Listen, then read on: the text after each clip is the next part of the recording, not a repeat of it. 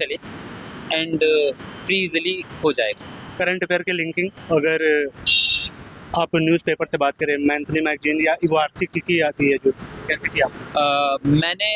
जब मैंने एनसीईआरटी शुरू किया था अपना बेसिक बनाने के लिए, उस टाइम पे मैंने करंट अफेयर के लिए न्यूज़पेपर फॉलो किया था। बट जैसे ही मेरा एनसीईआरटी कंप्लीट हो गया था, उसके बाद में मैंने करंट अफेयर के लिए न्यूज़पेपर बंद कर दिए थे एंड फिर मैंने मैगज़ीन फॉलो करी थी। राइट नाउ मैं मैगज़ीन का नेम नहीं ले सकता हूँ, बट Helpful था? हाँ, बहुत ज़्यादा हेल्पफुल था, क्योंकि करंट का आप देखेंगे तो आउटपुट रेशियो बहुत कम है, बहुत ज़्यादा वास्ट है।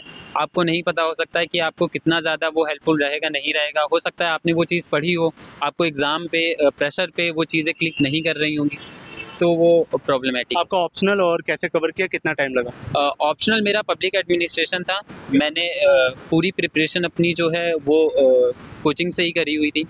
तो मैंने जो भी मुझे ऑप्शनल में फैकल्टीज़ ने पढ़ाया, जो भी उन्होंने रिसोर्सेज दिए, मैं उस बेसिक पे ही स्टिक रहा एंड मैंने बहुत ज़्यादा इधर-उधर जाने की कोशिश नहीं करी एंड शायद वो बहुत ज़्यादा हेल्पफुल था। वैल्यूएशन के सोर्स क्या थे? स्टैटिक्स क्या क्या पढ़ना है, कौन सी बुक लिस्ट है, वो सब लोग जानते हैं। आपने एक्स्ट्रा वैल्यू एडिशन के लिए क्या क्या फॉलो किया? सबसे पहले तो मैं कहूँगा आप सिलेबस लें, सिलेबस देखें। प्री और मेंस दोनों का सिलेबस सेम है, बट बहुत ज़्यादा डिफरेंस है। प्री में वो बहुत ज़्यादा आपको एक्सप्लेन नहीं करेंगे, मेंस में वो आपको बहुत ज़्यादा चीज़ें शो करके देंगे कि आपसे क्या क्या उन्हें पूछना है। देन उसके बाद में आप पीवाईक्यू उठाएं, चैप्टर वाइज पीवाईक्यू लें, मेंस के लिए अलग लें, प्री के लिए अलग लें एंड देन आप पहले वो पीवाईक्यू देखें। जैसे फॉर एग्जांपल आपने अगर नेशनलिस्ट मूवमेंट पढ़ा है या आप पढ़ने जा रहे हैं, तो आप उसको पहले पढ़ें एंड देन उसके मेंस के पीवाईक्यू देखें। उससे आपको ये समझ में आएगा कि यूपीएससी की डिमांड क्या है, वो कैसे क्वेश्चन फ्रेम कर रही है एंड देन उसके बाद में आप अगर चैप्टर गो थ्रू करेंगे तो वो आपके लिए हेल्पफुल है। और हम लोग जानते हैं कितना उम्मीद होती है, क्या चल रहा है आपके मन में कि अगर सेलेक्ट होता हूँ, कुछ ये काम है जो मैं करना चाहूँगा, कुछ मन में ठान रखा है? सिलेक्ट मैं बहुत ज़्यादा मतलब डिप्रेस्ड होता है, आपको डीमोटिवेशन भी होगा एंड मेरे साथ ये चीज़ें हुई एंड मैं जहाँ तक मैंने देखा है कि सारे एस्पिरेंट के साथ होता है। मेरे एल्डर ब्रदर ऑलरेडी सर्विस में है, अच्छा, क्या करते हो? वो इंडियन पुलिस सर्विस में 2014 बैच से। तो मैंने देखा हुआ है कि कैसे कैसे डीमोटिवेशन फील होता है जब आपके साथ वाले बहुत अच्छी जगह होते हैं एंड आप अगेन वही प्रिपरेशन कर रहे होते हैं through out the life cycle, आप वही एग्ज़ाम प्रोसेस फॉलो कर रहे हैं, तो डीमोटिवेशन होता है। बट जैसा कि मेरी एक फैकल्टी हैं पीएसआईटी में ही, प्रियंका मैम, उन्होंने मुझसे बोला था लाइक अभी मेंस के टाइम पे मैं बहुत ज़्यादा डिप्रेस था, तो उन्होंने बोला था आप रिज़ल्ट का मत सोचो, आप अपना बेस्ट दो, जिस दिन होना होगा उस दिन हो जाएगा। आप रिज़ल्ट का सोचोगे तो बहुत ज़्यादा अल्टीमेटली आप खुद ही जो है प्रेशर में आओगे, तो आपको बस अपना बेस्ट देना है एंड बाकी चीज़ें छोड़ देनी। प्री के लिए टेस्ट सीरीज, पीवाईक्यू और उसका एनालिसिस जो है, इसका आप एक कॉम्बिनेशन बता देंगे कैसे आपने किया? पहले आप पीवाईक्यू देखें। आप जैसे ही कोई चैप्टर ख़त्म कर रहे हैं, आप लास्ट ईयर की पीवाईक्यू उठाएं, पीवाईक्यू सॉल्व करें।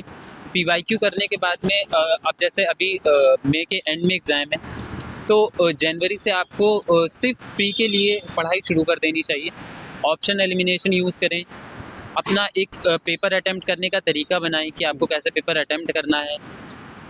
मेरे लिए ये हेल्पफुल था कि मैंने 60 क्वेश्चंस का टारगेट रखा था हर बार, कि मुझे मोर और लेस 60 क्वेश्चन अटैम्प्ट करने हैं। 60 में मेरे 45 भी क्लियर होते हैं तो वो मेरा 90 हो जाएगा एंड मेरा क्लियर हो जाएगा।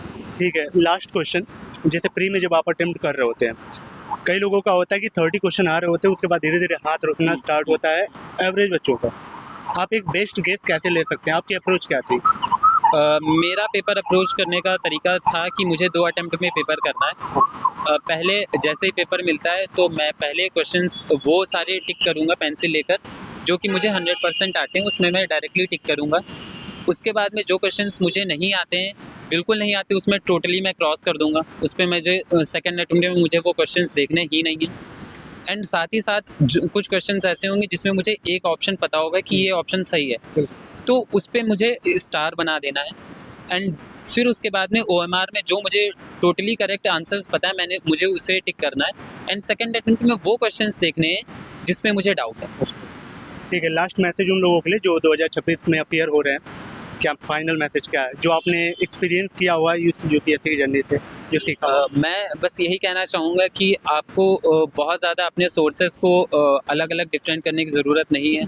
आप बेसिक्स पे कमांड रखें एंड साथ ही साथ आप जितने ज़्यादा रिसोर्सेज को लिमिटेड रखेंगे, मल्टीपल रिवीजन करेंगे, आपके लिए वो हेल्पफुल होने वाला है। क्योंकि एट द एंड सबके साथ प्रेशर होता है, मेरे साथ भी आज हुआ, 2-3 क्वेश्चंस ऐसे थे जो मैं वहाँ पर नहीं रह पाया, तो आप उस जगह पर बिल्कुल आप सॉरी बोलें एंड देन उसके बाद में जितना ज़्यादा से ज़्यादा हो सके आप रिवीजन करें and stick to one source.